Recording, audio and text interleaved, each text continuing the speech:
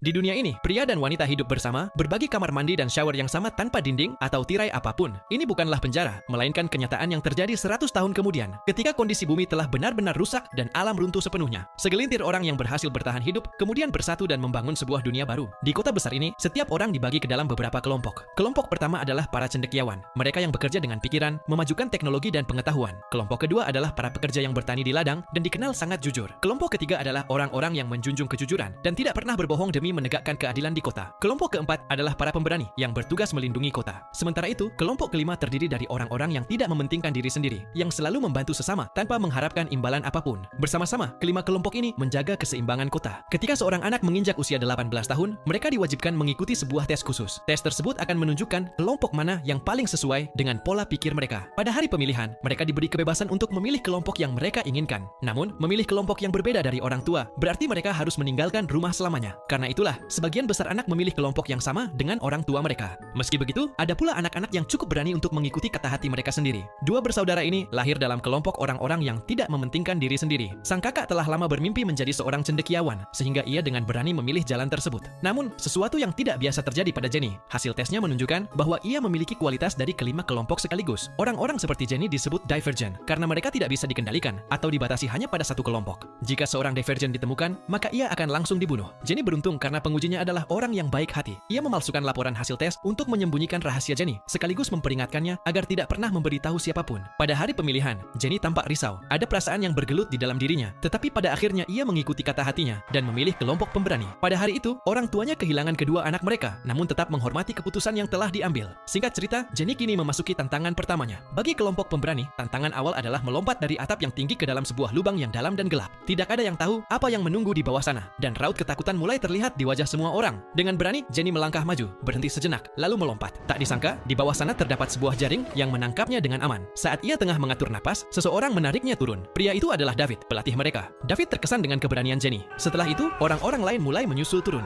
David kemudian membagi mereka menjadi dua kelompok. Satu untuk mereka yang sejak lahir berada di kelompok pemberani, dan satu lagi untuk para pendatang baru, termasuk Jenny. David secara pribadi melatih para pendatang baru. Setelah pembagian itu, semua orang dibawa ke asrama, tempat kamar mandi dan toilet benar-benar terbuka tanpa sekat. Seminggu kemudian, kompetisi pun dimulai. Kedua kelompok saling bersaing, dan mereka yang paling lemah akan dikeluarkan dari kelompok, lalu dibiarkan hidup sendirian sebagai pengemis di jalanan. Proses pelatihan berlangsung keras, meliputi pertarungan, menembak, dan tes ketahanan. Jenny yang bertubuh kecil sering kali kalah, dan hampir setiap sesi latihan, ia selalu berada di posisi terbawah. Namun Jenny tidak mudah menyerah. Ia bertekad untuk lulus apapun yang terjadi. Dengan berlatih sendirian sepanjang malam, tanpa ia sadari, David sering mengawasinya dan diam-diam memberinya nasihat. Seiring waktu, perasaan cinta pun perlahan tumbuh di antara mereka berdua.